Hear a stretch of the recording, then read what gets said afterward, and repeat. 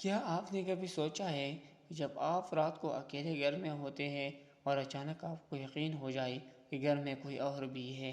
آج میں آپ کو ایک ایسی کہانی سناؤں گا جو سچ ہے۔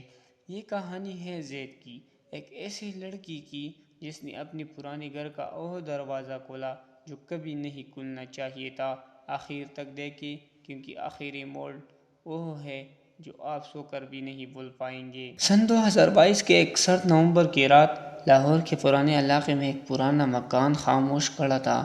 زید 25 سالہ نوجوان کئی سال بعد اپنے دادا کی اس گھر میں واپس آیا تھا۔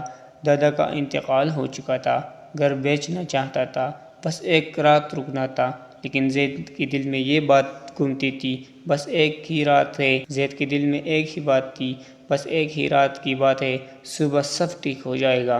گھر میں داخل ہوتی ہی سیلن کی بو، پرانی لکڑی کی چرچراہٹ اور دیواروں پر اندھیرے کے سائے۔ زید نے موبائل کی ٹارچ جلائی، سب کمرے کھلے تھے سوائے ایک کے۔ تہخانے کا دروازہ بند زنجیروں سے جکڑا ہوا تھا اور اوپر سرخ رنگ سے لکھا ہوا تھا، مت کھولنا۔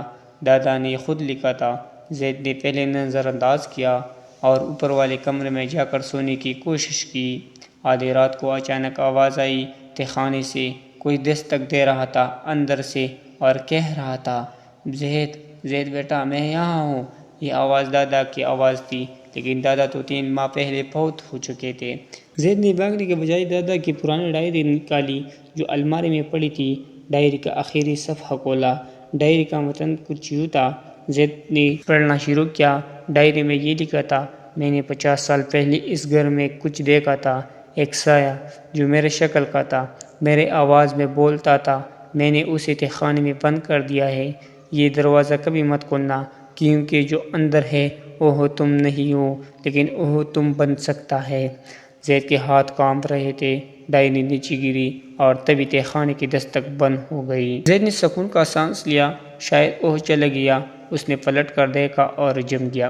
کمرے کے دروازے پر کوئی کھڑا تھا، بالکل زید جیسا، وہی چہرہ، وہی کپڑے، وہی بال، وہی آنکھیں بالکل سیاہ تھی۔ سایہ زید کی آواز میں کہہ رہا تھا، تم نے دروازہ نہیں کھولا، لیکن میں نے پھر بھی راستہ ڈھونڈ لیا۔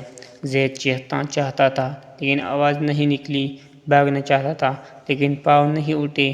سایہ آگے بڑھا اور زید کی آنکھوں کے سامنے اندھیرا چھا گیا۔ اگلی صبح گھر کے باہر ایک آدمی کھڑا تھا، زید جیسا۔ اس نے ریل اسٹیٹ ایجنٹ کو فون کیا۔ وہ آدمی مسکراتے ہوئے بولا، ہاں، گھر بیچنا ہے، لیکن تہخانے کا دروازہ کسی کو مت دکھانا۔ اور جب اس نے فون رکھا تو اس کی آنکھیں ایک لمحے کے لیے بالکل سیاہ ہو گئی۔ ویڈیو کو لائک اور شیئر کریں۔ اگر ویڈیو پسند ہو تو چینل کو سبسکرائب کریں۔